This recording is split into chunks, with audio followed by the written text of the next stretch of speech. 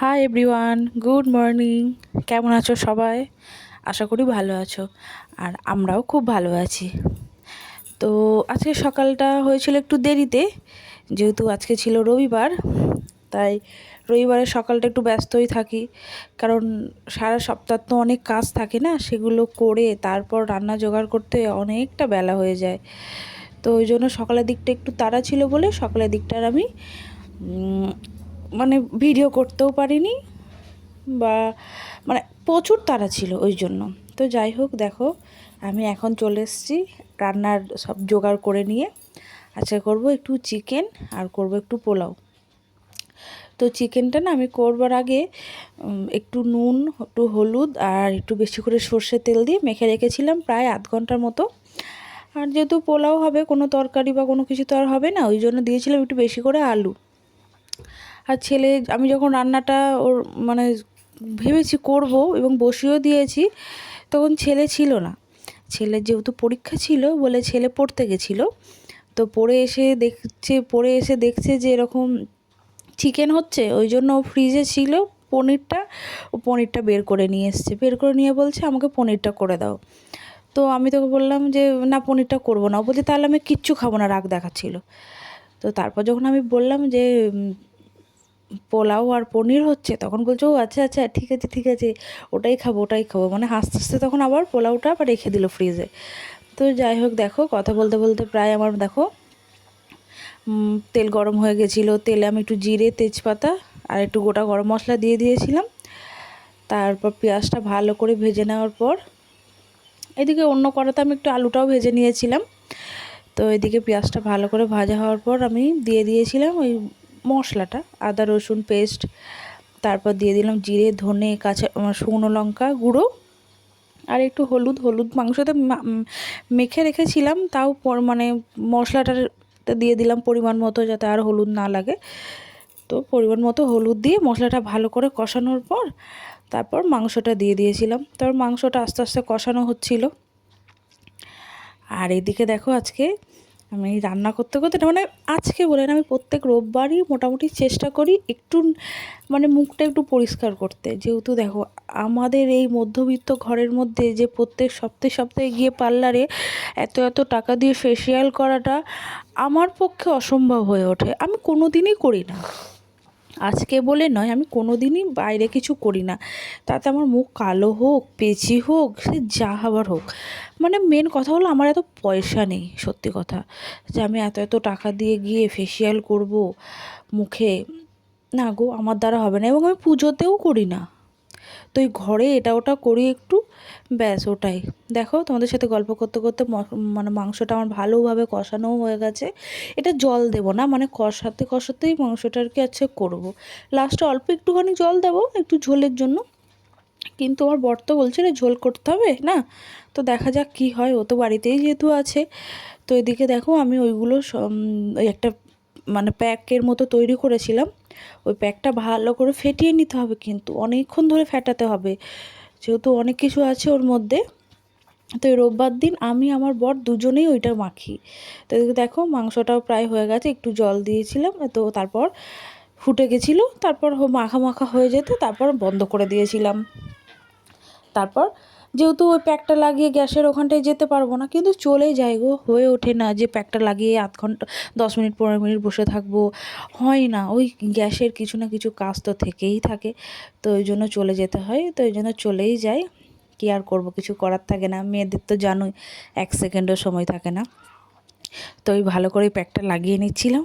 তো চোখের ওপরটা নিচেটা, যেহেতু আমার চোখের ওপরটা নিচেটা না খুব কালো, জানি না কেন গো।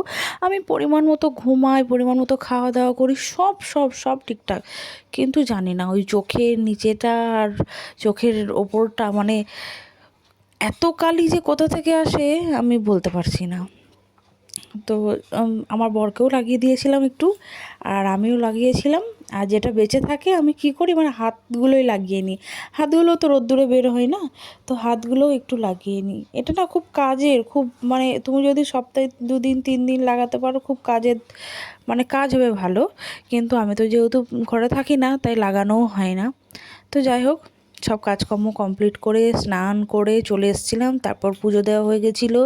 পুজো দিয়ে ছেলেকে আমি প্রসাদও তুলে দিয়ে দিয়েছিলাম। ছেলেও একটু প্রসাদ খেলো, আর তারপর আমাকেও একটু প্রসাদ দিল।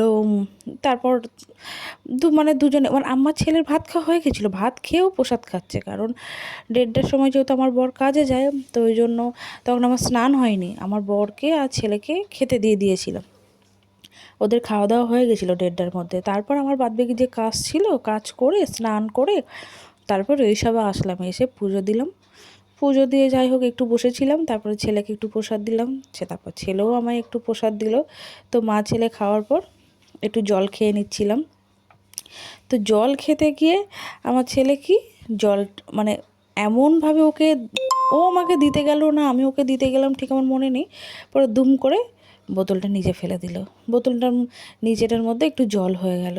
মানে কোনো কাজটাই যে ও ঠিক করে না। যাই হোক, কী আর বলবো, বাচ্চা। হ্যাঁ, ওই আমায় দিতে গেল, তারপর তখনই জলটা পড়ে গেল। যাই হোক, বাচ্চা, কিছু তো আর বলা যায় না। তো চলো খাওয়া দাওয়া করে নিই। তো বলেইছি তোমাদেরকে আগে আমি যে আজকে আমার রান্না হয়েছিল পোলাও আর আলু দিয়ে চিকেন কষা। তো এটাই আমার রান্না আজকে। তো আর কিছু করিনি। তো যাই হোক, আজকে খেতে কিন্তু ভালো হয়েছিল, পোলাওটা খুব ভালো হয়েছিল। মানে মোটামুটি মানে রান্না আমি খারাপ করি না, আমার রান্নাটা মোটামুটি ভালোই হয়। যে খায় সেই বলে যে রান্নাটা মোটামুটি ভালোই হয়েছে। কিন্তু কোনো দিন বাবা এমন বাজে হয় তুমি মুখে দিতে পারবে না, এমন মানে বাজে হয়ে যায় রান্না। কিন্তু কী আর করবো বলো, হয়ে যায়, সেটাকে আমি নিজে থেকে করতে যাই, হয়ে যায়, ওটা আমার কিছু করার থাকে না সেদিনে। তো চলো খাওয়া দাওয়াটা করে নিই, আবার দেখা হচ্ছে পরে। তো এখন গুড আফটারনুন, এখন হয়ে গেছে সন্ধ্যাবেলা। তো ভাত খাওয়ার পর লম্বা একটা টানা ঘুম দিয়েছিলাম, জানো তো। যেহেতু দুপুরে ঘুম হয় না, তো আজকে টানা ঘুম দিয়েছিলাম। আবার শ্যাম্পু করেছিলাম, যেহেতু মাথাটাও ভিজেছিল। তো ছেলে ঘুম থেকে উঠে বলে, মা কী খাবো?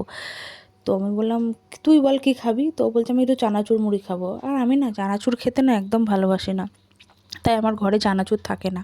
ও যখন বলে খাবো, তখন ও একটু মিষ্টি চানাচুর কিনে নিয়ে আসে, তারপর খায়। তো আজকেও সেরকম একটু কিনে নিয়ে এসেছিলো, কিনে নিয়ে আর তখন নিয়ে আসার পর আমাকে বললো একটু মেখে দাও। তাই আমি একটু মেখে দিলাম মুড়িটা। তো অল্প চানাচুর দিয়েছিলাম, ওর পছন্দ হয়নি, ও পুরো চানাচুরটা ঢেলে নিল। তো যাই হোক, পুরোটা দিয়েই খাচ্ছিল। আর প্যাকেট কাগজটা না বিছানার মধ্যে ফেলেছিল, আর আমি যেই বড় বড় করে তাকিয়েছি, অমনি ও আমাকে প্যাকেটটা আবার হাতে ধরিয়ে দিল। তো ছেলের সাথে সাথে আমিও একটু খেয়ে নিয়েছিলাম মুড়ি। সন্ধেবেলা একটু খিদে পাচ্ছিলো।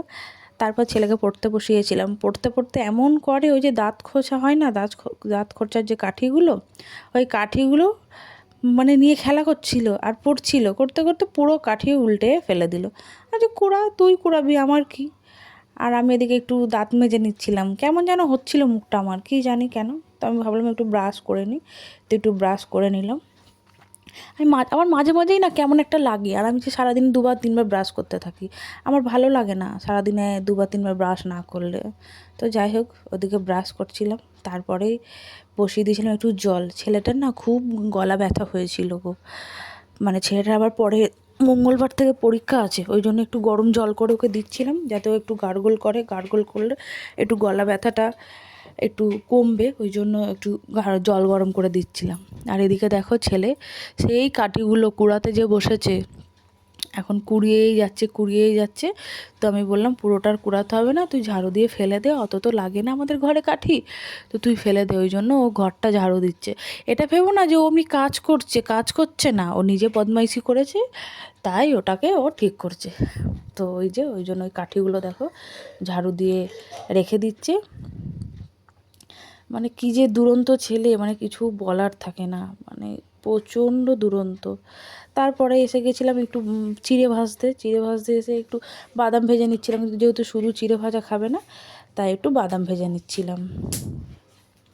কারণ এইটা না আমি যদি রোববার দিন করে রাখি, আমার ছেলে পুরো সপ্তাহটা না ও এটা মানে যখনই খিদে পায় টুকটাক করে ও এটা খেতে থাকে। শুধু আমার ছেলে নয়, আমার বড়ও এই জিনিসটা ভীষণ পছন্দ করে। আমি আজকে ভেজেছিলাম এটা একটু তেল দিয়ে, কিন্তু এটা যদি আমি ঘি দিয়ে ভাজি, এটা আরও টেস্ট হয়, আরও সুন্দর হয়। কিন্তু কিছু করার নেই, ঘিটা একটু কমই হয়ে এসেছিলো, বাড়িতে ছিল না বেশি ঘি, অল্প ছিল। তো তো ওই জন্য এটা আমি তেল দিয়েই ভেজে নিচ্ছিলাম। তারপরে ছেলেকে পাঠালাম একটু দোকানে আবার একবার, তো একটু হলুদ আর একটু নুন আনতে। ও মানে বলেছি না যে ও দোকানে যাওয়া মানে ওর কিছু না কিছু একটা দরকার হয়, প্রয়োজন হয়, ও ওটা আনতে গিয়ে ঠিক নিজের জন্য একটা কিছু লুকিয়ে নিয়ে এসছে। তো বুঝতে পারছি কি খাচ্ছে, দেখেছি আমি হাতে, তাও একটু বলছিলাম কি বল কি বল, দেখি দেখি কী এনেছিস। তো দেখাচ্ছিল না, তারপরে অনেক জোর করার পর দেখালো একটা ক্যাডবেরি নিয়ে এসছে। ও যে একা খায় সেটা না, ও আমাকেও দেয়, আমিও খাই, কিন্তু ওই যে আমাকে একটু লুকাবে এরকম একটা ব্যাপার। তো যাই হোক, চলো আজকের মতো ভিডিওটা এখান পর্যন্তই। আবার দেখা হচ্ছে পরের ভিডিওতে। টাটা, বাই বাই, সবাই ভালো থেকো, সুস্থ থেকো।